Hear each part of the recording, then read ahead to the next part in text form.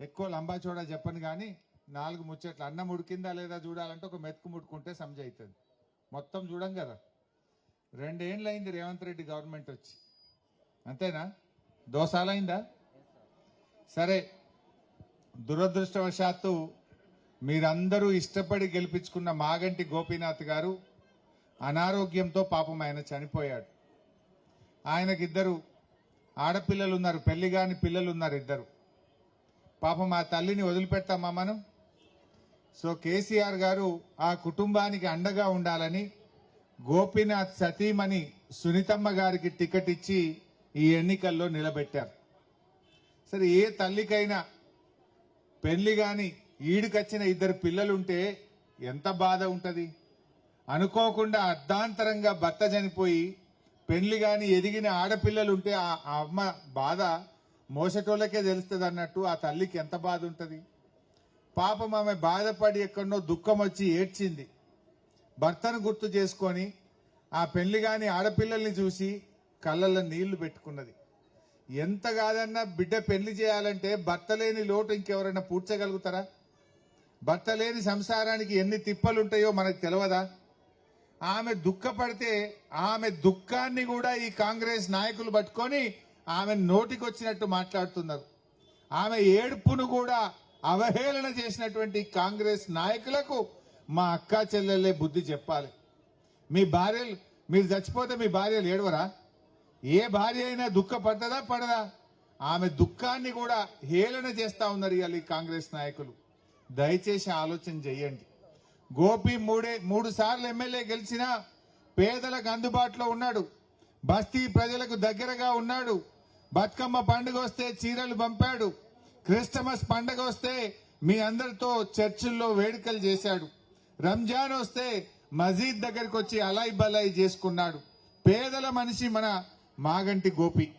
మరి అలా వాళ్ళ భార్య సునీతమ్మ గారు నిలబడ్డారు. ఈ సీట్ అయితే 5 ఏళ్ల కోసం గోపికి ఇచ్చిందే కదా మీరు. 2 ఏళ్లకైనా చచ్చిపోతే మరి 3 ఏళ్ల కోసం ఆమె భార్యను మనం పెట్టుకున్నాం. మరి ఇడి దిక్కు నిలబడ్డదేమో లేడీ, అడిదిక్కు ఎవడు నిలబడ్డాడు? రౌడీ. చెల్లె మంచిగా చెప్పింది. మరి లేడీ గెలవాలనా రౌడీ గెలవాలనా? మీరు ఒక మహిళలుగా ఏం చెప్తారు, లేడీయా రౌడీయా? బాగా ఆలోచించండి. రేపేదైనా పని పడితే రౌడీ ఇంటి ముంగట పోయి చేతులు కట్టుకొని నిలబడతారా? పోగలుగుతారా మీరు? మేము మీకు మాట ఇస్తా ఉన్నా, నా ఇల్లు ఇడికెళ్ళి 10 నిమిషాలు, 10 మినిట్ అంతే. మేము సునీతమ్మకు అండగా ఉంటాం. మీ కష్టాల్లో, మీ బస్తీ సమస్యలు పరిష్కరించడంలో మీకు ఏ ఆపద పడ్డా, మీకే పని పడ్డా సునీతమ్మ ఒక్కటి కాదు, మేమందరం సునీతమ్మకు అండగా ఉంటాం, మీ సేవ చేస్తామని మనవి చేస్తా ఉన్నా. ధైర్యంగా ఉండండి. మొన్న రేవంత్ రెడ్డి వచ్చి ఇదే షేక్పేటలో మీటింగ్ పెట్టిండు. షేక్పేట బస్తీల్లో వస్తలేరని కొడంగల్కెళ్ళి వికారాబాద్కెళ్ళి జనాన్ని తెచ్చుకున్నాడు. ఇక్కడ వాళ్ళు ఎవరు వచ్చేటట్టు లేరని వాళ్ళ కార్యకర్తల్ని కొడంగల్కెళ్ళి తెచ్చుకొని డబ్బా కొట్టుకొని జై కొట్టుకొని మీటింగ్ చేసుకొని పోయిండు. ఆయనతో అర్థం కాదా మనకు? ఈడ చూస్తే మొత్తం అచ్చంగా ఈ అంబేద్కర్ నగర్ బస్తీ వాళ్ళు, మా షేక్పేట అక్కా చెల్లెళ్ళు అన్నదమ్ములు తప్ప బయట వాళ్ళు ఒక్కరు కూడా లేరు ఈడ. మీరు ఆలోచన చేయండి. ఏమైంది రేవంత్ రెడ్డి? ఎన్ని మాటలు చెప్పిండు అక్క, ఎన్ని మాటలు చెప్పిండు. నేను గెలవంగానే అక్క చెల్లెలకు మహాలక్ష్మి ఇస్తా అన్నాడు. అంటే 2500 రూపాయలు వచ్చిందా ఎవరికన్నా? ఎవరు వచ్చిందట కదమ్మా? రాలే. మహాలక్ష్మి రావాలనా వద్దా? రావాలంటే కారుకి వెయ్యాలి. ఏమంటాడు రేవంత్ రెడ్డి? ఇప్పుడు మహాలక్ష్మి ఎగబెట్టిండు, 2000 పింఛన్ 4000 చేస్తా అన్నాడు. ఇయ్యలే, ఇచ్చిండా? ఇయ్యలే కదా. తులం బంగారం వచ్చిందా? మరి ఏది ఇవ్వకుండా మీరు ఎవరన్నా ఓటేసింది అనుకో, ఏమంటాడు? నేను అన్ని ఎగబెట్టినా నాకే వేసింది, ఇచ్చేది లేదు పో అంటాడు. ఇప్పుడు ఆయనకి ఎట్లా తెలవాలి? ఇప్పుడు జూబ్లీ హిల్స్ గెలిచినా రేవంత్ రెడ్డే ఉంటాడు, ఓడినా రేవంత్ రెడ్డే ఉంటాడు. కానీ ఆయనకు సురుకు పెట్టాలి. ఆయనకి ఏం అర్థం కావాలి? నేను మహాలక్ష్మి అక్క చెల్లెలకు ఎగబెట్టిన కనుక నన్ను ఓడగొట్టిండ్రు, నేను తులం బంగారం ఇయ్యలేదు కనుక నన్ను ఓడగొట్టిండ్రు, అవ్వ తాతలకు 4000 పింఛన్ ఇయ్యలేదు కనుక నన్ను ఓడగొట్టిండ్రు అంటేనే గప్పుడు ఆలోచిస్తాడు, మనకు అన్ని ఇస్తాడు. మేము కూడా అసెంబ్లీలో గట్టి కొట్లాడద్దా మీకోసం? రేపొద్దున మీరు సునీతమ్మని గెలిస్తే నేను, మా ప్రశాంత్ అన్న, సునీతమ్మ, మా దేశపతి అన్న గల్లా పట్టుకొని రేవంత్ రెడ్డి నిలదీస్తాం. బిడ్డ జూబ్లీ హిల్స్ లో కర్రు కాల్చి వాత పెట్టిర్రు, ఇప్పుడన్నా మహాలక్ష్మి ఇస్తావా ఇయ్యవా నీ సంగతి ఏందని అడుగుతాం. బిడ్డ 4000 పింఛన్ ఇంకెప్పుడు ఇస్తావని గల్లా పట్టుకొని నిలదీయగలుగుతాం. అదే మన కేసీఆర్ సార్, ఇజ్జత్దార్ కామ్దార్ మాట మనిషి మన కేసీఆర్. ఆనాడు 200 పింఛన్ 2000 ఎవరు చేసిండ్రమ్మా? ఎవరు చేసిండ్రు?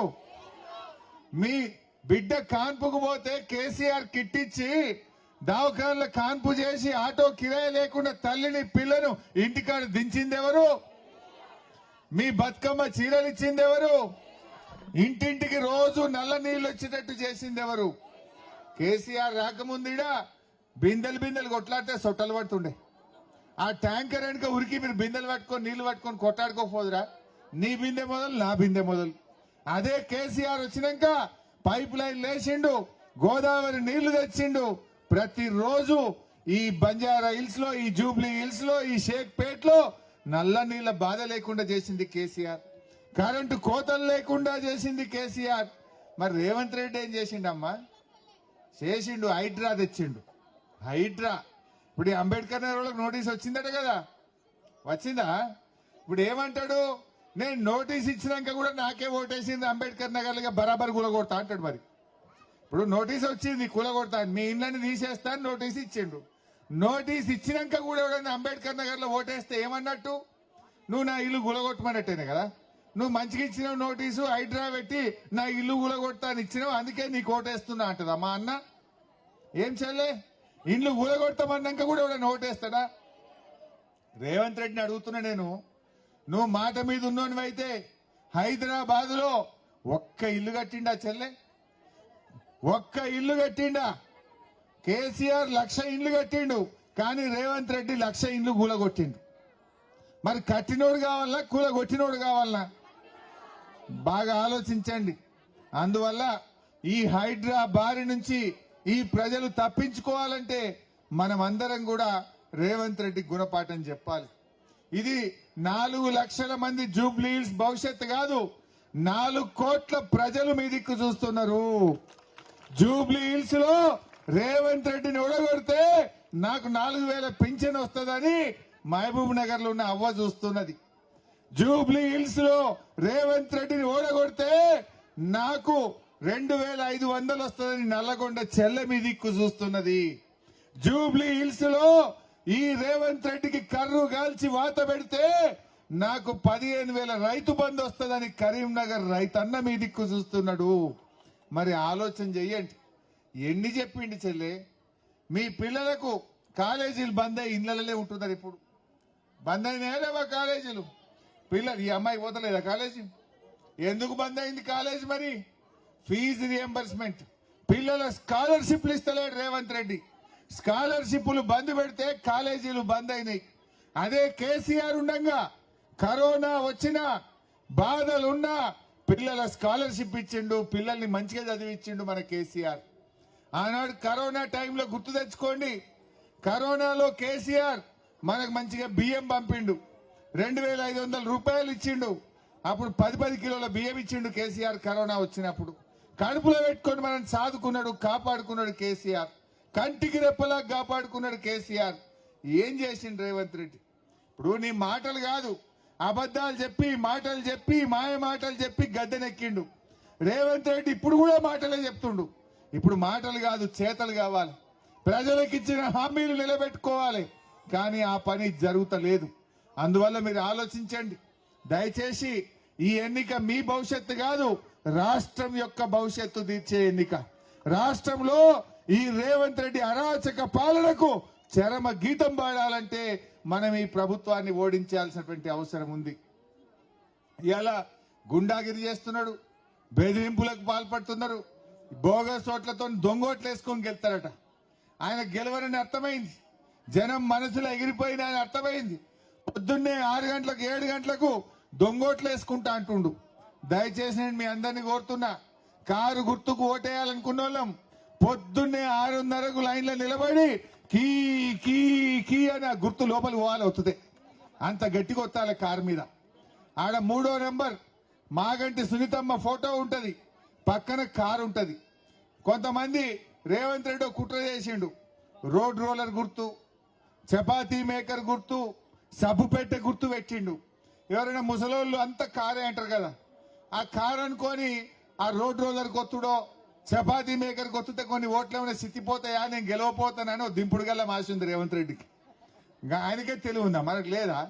కారు పక్కన మాగంటి సునీతమ్మ ఫోటో ఉంటది. సునీతమ్మని చూడండి, పక్కనే కారు చూడండి, పైకెళ్ళి 3వ నంబర్ కారు గుర్తు మీద మనం ఓటేసి సునీతమ్మను, ఒక ఆడబిడ్డను, మీ తోబుట్టును దీవించండి అని చెప్పి నేను కోరుతా ఉన్నా. అయితే కాంగ్రెస్ వాళ్ళు అక్క చెల్లెల ఓట్లన్నీ అటే పోయేటట్టున్నాయి. ఎందుకంటే అన్ని ఎగబెట్టిండు. కేసీఆర్ కిట్టువాయ్, బతుకమ్మ చీరలువాయ్, మహాలక్ష్మి పథకం ఇయ్యపాయ్, స్కూటీలు ఎగబెట్టే, తులం బంగారం ఎగబెట్టే, ఏ అక్క చెల్లె వేసేటట్టు లేదని ఇప్పుడు చీరలు వంచుతున్నట. ఓటుకు 5,000 ఇస్తారట. ఇక మరి గా చీరలు 5,000 కడుపులో పెట్టాయా చెల్లె? మహాలక్ష్మి వస్తే ఎంత రావాలి మీకు? 2 ఏళ్ళు అంటే 60,000 రూపాయలు రావాలి. బిడ్డ అయ్యాలి 5,000 వంచుతావు, ఇంకా 55,000 బాకీ నువ్వు అవి తీసుకురా అని చెప్పాలి. ఇంకా 55,000 ఇవ్వమని అడగాలి. అది కూడా గమ్మత్తున్నది. నేను అటు పోయింటి వెంగళరావు నగర్ పోతే 5,000 వంచిరట. అదే విధంగా అటు బోర్బండ పోతే 6,000 వంచిరట. మరి మీ దగ్గర ఎంత వంచారో నాకు తెలియదు. ఒకడ సీరలట ఈడెంత, ఈడు 2,500 ఇచ్చిరా. మరి ఏంటంటే సగం మింగిరైంది కాంగ్రెస్ వాళ్ళు. మరి ఒక 6, ఒక 5, ఒక 2,500 అంటే ఈడ లోకల్ కాంగ్రెస్ వాళ్ళు మింగినట్టున్నారు. అంతేనా? సరే, ఎవరు మింగితే ఏమున్నది కానీ మనం ఒకటే ముచ్చట, బిడ్డ మాకు రావాల్సినవి, మాకు మహాలక్ష్మి కింద 60,000 రావాలి. నువ్వు ఎంత ఇచ్చినా మిగతా బాకీ అడుగురి, అవి ఇచ్చినాకనే ఇస్తామని చెప్పాలి. ఎందుకంటే 60,000కు నెలకు 2,500 ఇస్తే 2 ఏళ్ళకి ఎంత అవుతుంది? 60,000 అవుతుంది. ఇంకో ఆ చెల్లె ఇంట్రెస్ట్ కూడా యాడ్ చేస్తుంది, మిత్తి కలపాలట. సో ఇవన్నీ బాగా ఆలోచించండి. ఇక పెళ్లికి షాదీ ముబారక్ మిల్ రాతాన్నాయి, కళ్యాణ లక్ష్మి వచ్చినా లేదా చెల్లె? రేవంత్ రెడ్డి వచ్చినాక ఆ చెక్ కూడా కడుపులో పిల్లలు పుట్టినాక వస్తున్నాయి. ఏడాదిని అర్థం కొత్తున్నాయి మెల్లగా. తులం బంగారం అయితే పత్తలేదు, వచ్చిందా? కానీ బంగారం ధర మాత్రం కొండెక్కింది. ఈ రేవంత్ రెడ్డి రాకముందు 50,000-60,000 ఉండే, ఈయన వచ్చినాక 1,50,000 అయింది. ఎవరైనా ఇంత చెవులకి ఇంత గుండ్లు చేయించుకుందామనే కష్టమే ఉన్నది. ఈయన తులం బంగారం ఇచ్చిండేందో కానీ ధర మాత్రం పెంచిండు, అడ్డగోలు పెరిగింది. అంతేనా చెల్లె? అయినా కాంగ్రెస్ గుద్దుదామా? ఇంకెవరైనా నేస్తారా ఎవరైనా? మరి ఏమైనా పైసలు ఇస్తే ఓట్లు గిట్లా పెట్టుకుంటురా? ఏంది ఓట్లు గిట్లా పెట్టుకుంటురా? జాగ్రత్త. ఇవాళ మనం ఒక్కనాటి కోసం చూసుకోవద్దు. ఇంకా 4,000 పెన్షన్ వచ్చింది అనుకో, అవ్వకు ఎంత మంచిగా ఉంటుంది. నెల నెల నీ కాళ్ళ మీద నువ్వు బతుకుతావు. దానికోసం మీరు ఆలోచన చెయ్యండి. ఈ హైడ్రా మనం బగాయించాలా వద్దా? నేను అంబేద్కర్ బస్తీ వాళ్ళకి ఒకటే మాట చెప్తున్నా, మీరందరూ సునీతమ్మని గెలిపించండి. రేపే బుల్డోజర్ వస్తుందో నేను చూస్తా. ఒక్క సీటు కొడితే 15 గంటలు వచ్చి నేను నిలబట్ట బుల్డోజర్ అడ్డంగా మిమ్మల్ని కాపాడుకునే బాధ్యత బీఆర్ఎస్ పార్టీ తీసుకుంటుందని చెప్పి నేను మీకు మనవి చేస్తా ఉన్నా. నిజంగా జూబ్లీ హిల్స్ లో మనం గెలిస్తే బుల్డోజర్ ఉండదు, రేవంత్ రెడ్డి ఉండడు. ఇంకుంటదా? ఎత్తి అవతల పడేస్తారు కాంగ్రెస్ వాళ్ళు. వాళ్ళ హైకమాండ్ ఊకోదు. हमारे भाई साहब क्या बोल रहा है रेवंत रेड्डी? मुसलमान कांग्रेस है तो मुसलमान है कहते, कांग्रेस है तो मुसलमान है, कांग्रेस नहीं है तो आप कुछ भी नहीं है। क्या समझ रहे हैं बेवकूफ? अरे रेवंत रेड्डी, कांग्रेस मुसलमान ने कांग्रेस से पहले भी मुसलमान है, कांग्रेस खत्म होने के बाद भी मुसलमान रहेंगे, कांग्रेस खत्म होने के बाद भी मुसलमान रहेंगे। मुसलमान कांग्रेस से पहले है, कांग्रेस खत्म होने के बाद भी रहेंगे। क्या समझ रहे हैं? कांग्रेस है तो मुसलमान है, मुसलमान नहीं है तो कांग्रेस नहीं है। क्या समझ रहे हैं? इन्हें कब कितना फकर है, इसको कितना घमंड है, उसका घमंड को आपके वोट से उनको सब्र सिखाना चाहिए। तमाम लोग सोचिए, उनको अच्छी तरीके से सब्र सिखाइए। అమ్మ ఇంకా రెచ్చగొడుతున్నారు, హిందూ ముస్లిం అని పంచాయతీ పెడుతున్నారు. వాళ్ళని చెప్పి బీజేపీ కోటేయమంటే ఇంకోటి వస్తాడు, మనకు కడుపులకు పెట్టదా? మనం బతకాలంటే మనకు మంచిగా చేతి నిండా పని దొరకాలి. నేను మొన్న ఆడిపోయింటి రెహమత్ నగర్, ఒక మేస్త్రి వచ్చిండు. అన్నా మీ గవర్నమెంట్ ఉండగా మంచిగా ఉండనే ఇదంతా ఆగమైపోయినమే అన్నాడు.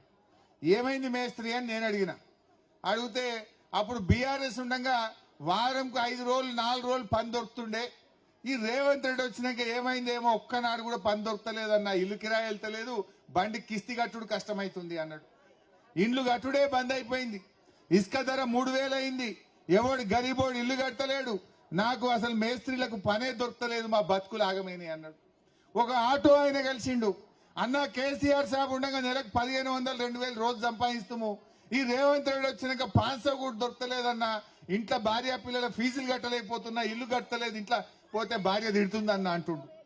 అంటే ఇట్లా రేవంత్ రెడ్డి గవర్నమెంట్ లో ఒక్కడు కూడా సంతోషంగా లేడు. ఉన్నారు 4 కోట్ల ప్రజల్లో 4 అన్నదమ్ములు మాత్రం సంతోషంగా ఉన్నారు. రేవంత్ రెడ్డి 4 అన్నదమ్ములు తప్ప ఈ రాష్ట్రంలో 4 కోట్ల ప్రజల్లో ఎవరికి కూడా సంతోషం లేదు.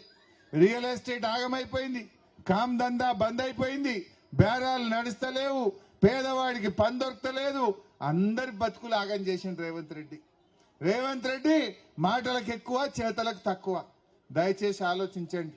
బీజేపీ ఇక్కడ ఎవరైనా కొంతమంది ఉంటే తమ్ముళ్ళారా, నేను ఒక్కటే కోరుతున్నా, ఇలా బీజేపీ డిపాజిట్ వచ్చే పరిస్థితి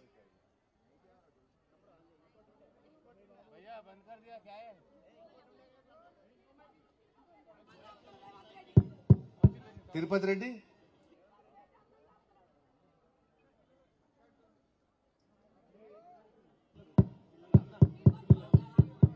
దా బేట, ఇగో మా సునీతమ్మ బిడ్డ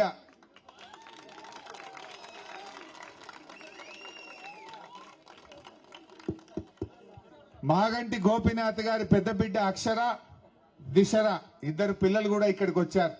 ఆ పిల్లలు వాళ్ళ అమ్మకు చేదోడుగా ఉండాలని, అమ్మకు తోడుగా ఈ ఎన్నికల్లో ప్రచారానికి పాపం రాత్రి పగలు అమ్మకు తోడుగా ఉన్నారు. మరి ఆ బిడ్డల ముఖం చూసి మీరు అందరూ కూడా సునీతమ్మను దయచేసి ఆశీర్వదించాలని కోరుతా ఉన్నా.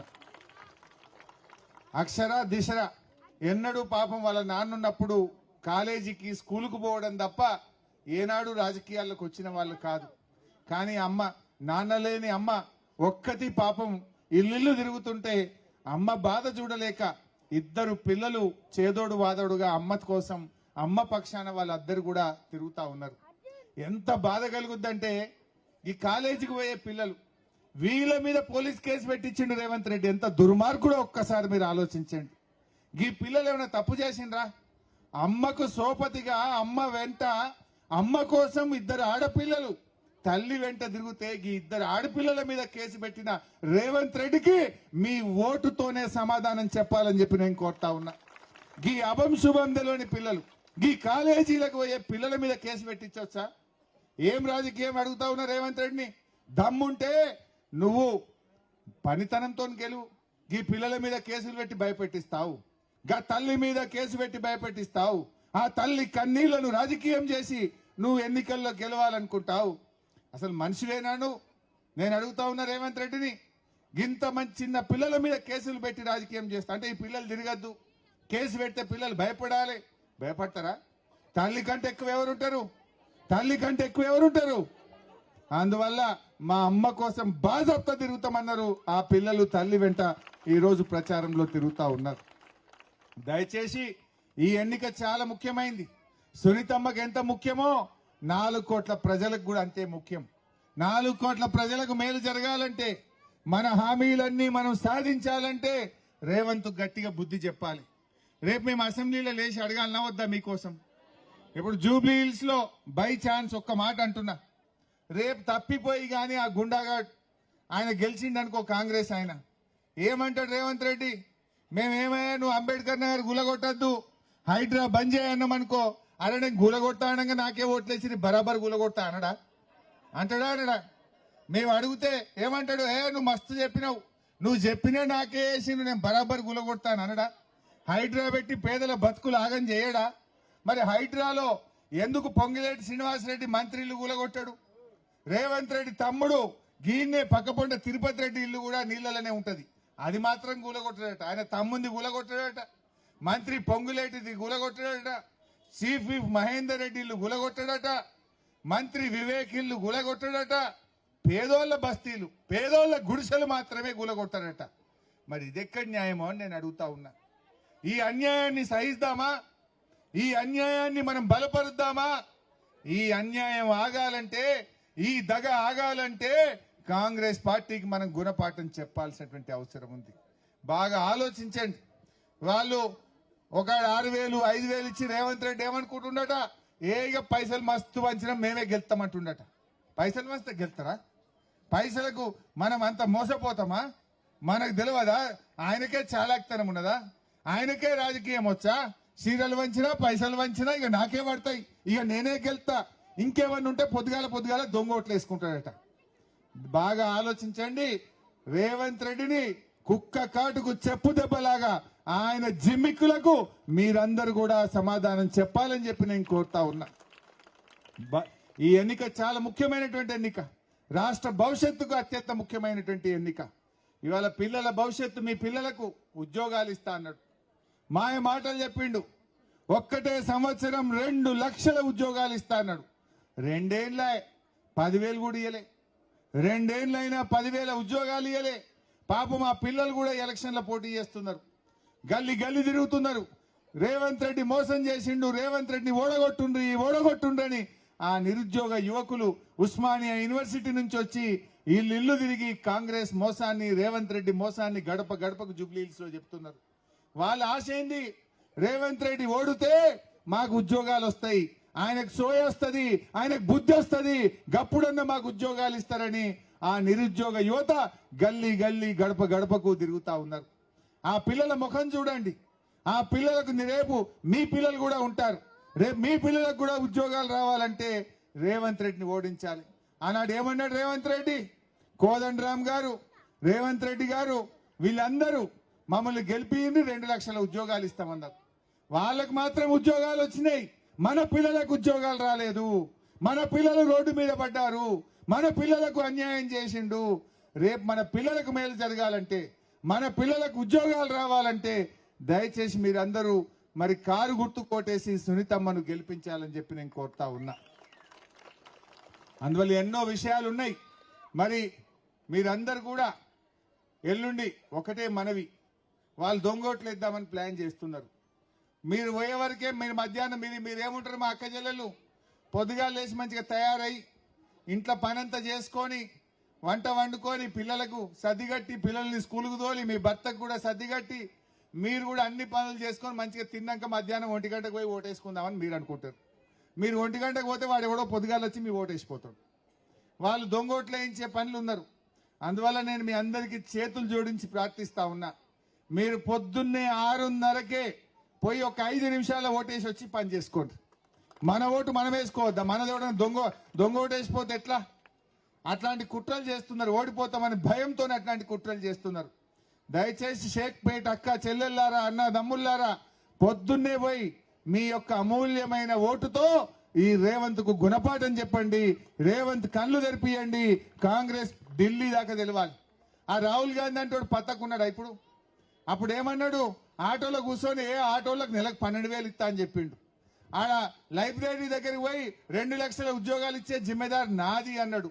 ప్రియాంక గాంధీ వచ్చి రేవంత్ రెడ్డి నమ్మపోతే నన్ను నమ్ముర్రి, మీ ఆడపిల్లలకు స్కూటీలు కొనిస్తా అన్నది, తులం బంగారం ఇస్తా అన్నది, 2,500 ఇస్తాను. ఆమె పత లేకుండా పోయింది, గద్దెనెక్కింది. మళ్ళీ ప్రియాంక గాంధీ తెలంగాణ ముఖం కూడా చూస్తలేదు.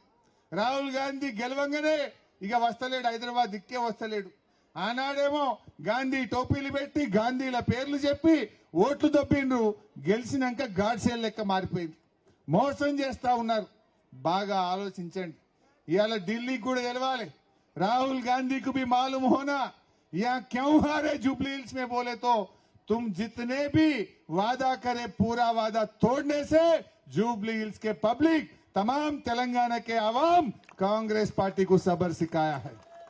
उनको दिल्ली में मालूम होना, गली में जुबली हिल्स गली में आपके वोट से लात मारे तो दिल्ली में राहुल गांधी को लगना चाहिए. వాళ్ళకి ఢిల్లీలో అర్థమైతేనే అప్పుడు ఏదన్నా మనకు మంచి జరిగేటువంటి అవకాశం ఉంటుంది. బాగా ఆలోచించండి. ఎన్నికలు దగ్గరికి వచ్చినాయి. ఇక సారెలు వంచుతా, సీరలు వంచుతా, కాళ్ళు మొక్కుతా, లేకపోతే 5,000 ఇస్తా, 6,000 ఇస్తా, మరి ఈడనేమో 2,500 అన్నారు. నాకు తెలియదు. కానీ ఎన్ని వంచినా కూడా దయచేసి మోసపోవద్దు, ఓటు అమ్ముకోవద్దు. ఓటు విలువైనది. ఓటు మన జీవితాలను, మన తలరాతలు మార్చేటువంటి ఓటు గనుక ఈ పిల్లల ముఖం, ఈ అక్షర ముఖం చూడండి, మా గోపీనాథ్ అన్న ముఖం చూడండి, ఈ అమ్మాయి ముఖం చూసి ఈ పిల్లల్ని మీరు దీవించాలని చెప్పి కారు గుర్తు మీద ఓటేయాలని కోరుకుంటూ, ఇది ఓటర్ లిస్ట్ లో మన మిషన్ లో ఈవీఎం లో పైనుంచి 3వది. ఇగో దీని మీద కీ అనేదాకా గట్టిగా కొట్టాలి 3వ నంబరు. ఈ కిందికెళ్ళి 3వది కూడా చూసారు ఆయన మీదికెళ్ళి. కిందికెళ్ళి 3వది వేరు, మీదికెళ్ళి 3వది వేరు. ఇక్కడ ఇగో ఫోటో ఉంది, సునీతమ్మ గారి ఫోటో చూడండి, ఈడ కారు చూడండి. ఎందుకంటే ఒక్కొక్కసారి కారును పోలిన గుర్తులు చూసి ఆటోను చూసి కారు అనుకుంటారు. అట్లా కాకుండా సునీతమ్మ ఫేస్ కూడా చూస్తే మీది నుంచి 3వది సునీతమ్మకి ఎదురుగా కారు, ఈ కారు పక్కనే కీ అంటే రేవంత్ రెడ్డి గూబ గుయ్యమనాలి. అంతేనా లేదా? గట్ల అయితేనే బుద్ధికి వస్తున్నాడు. జై తెలంగాణ. కారు గుర్తుకే, కారు గుర్తుకే.